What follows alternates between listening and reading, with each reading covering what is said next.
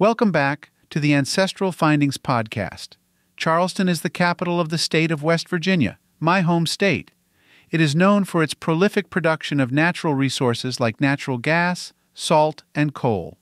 Because of this, it has always been a strategic and desirable location for the United States. Today, let's learn more about this most beautiful state and its capital.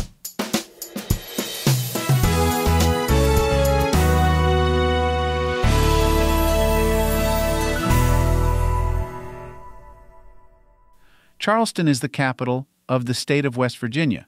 It is also the most populous city in West Virginia, with a population of about 51,000 people. It is part of the Charleston metropolitan area, which has a population of about 210,000 people.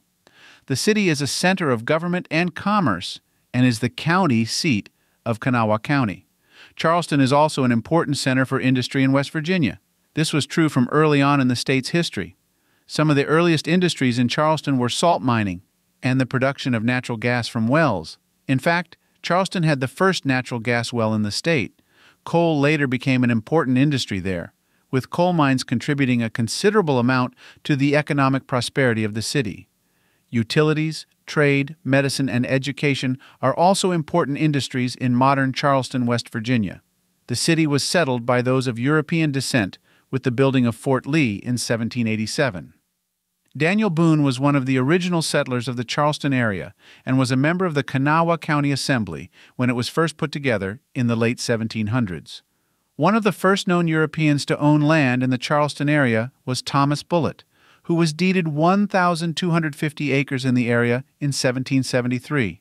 His brother, Cuthbert Bullitt, inherited this land in 1778. Cuthbert sold the land to Colonel George Clendenine in 1786. The colonel's relative, Colonel Savannah Clendenine, built Fort Lee upon the land in 1787, and this became the first permanent settlement of those of European descent in what would become Charleston. In fact, Fort Lee stood at what is now the intersection of Brook Street and Kanawha Boulevard in Charleston.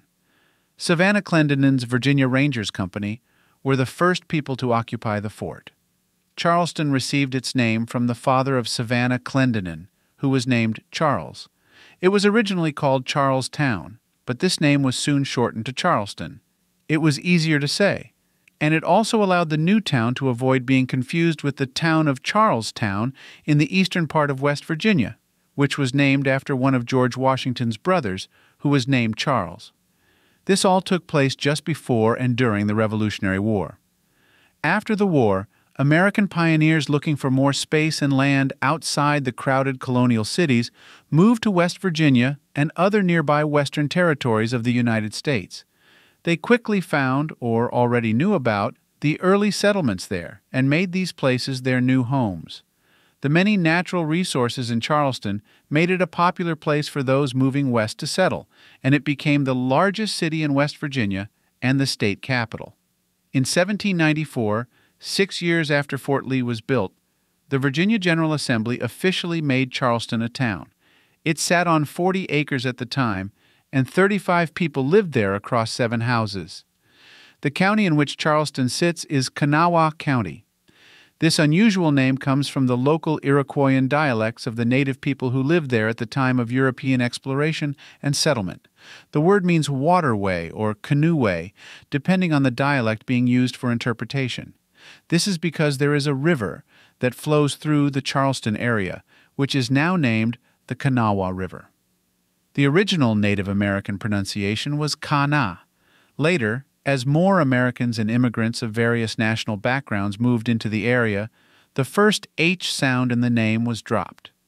Now it is just pronounced Kana. Charleston enjoyed steady growth until the Civil War in 1861.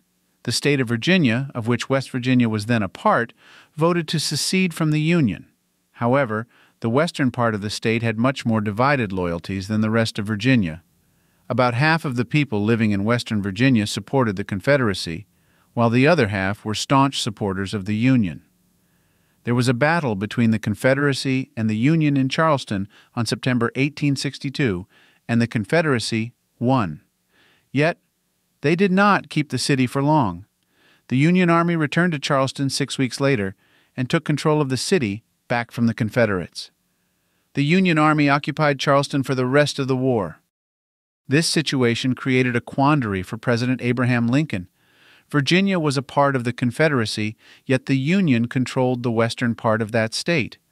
Lincoln pondered what to do about this situation and finally came up with the solution of making Western Virginia its own state. This he did by presidential proclamation in June of 1863, making West Virginia the nation's 35th state. Congress recognized West Virginia's new statehood at the same time that Lincoln declared it. While slavery was a primary reason for wanting to make West Virginia part of the Union, it being a mostly non-slaveholding area, there were economic reasons for wanting to claim Western Virginia for the Union, too. There were successful and important industries that could help the Union cause, such as the coal mining that supplied the steel manufacturing business in Ohio. With Union control of West Virginia, Union soldiers were free to march there, collect the coal, and bring it back to Ohio without issue. Naturally, now that there was a new state, a capital for it had to be selected. This was not done until well after the Civil War, when the citizens of West Virginia voted in 1877 to make Charleston the capital. Clarksburg and Martinsburg were also considered, but Charleston won by a landslide. The first state capitol building was erected in Charleston in 1885. It burned down in 1921. Another building was put up to take its place, but it was a shoddily and haphazardly constructed building. It burned down in 1927. A Capitol Building Commission had been created by the state legislature after the first building burned down in 1921, and this commission authorized the construction of another Capitol building. This is the one that is still in use today. It was designed by Cass Gilbert and made out of a buff-colored limestone from Indiana. Built in the Italian Renaissance style, the building cost about $10 million to make. It was completed and dedicated by Governor William G. Conley in June of 1932.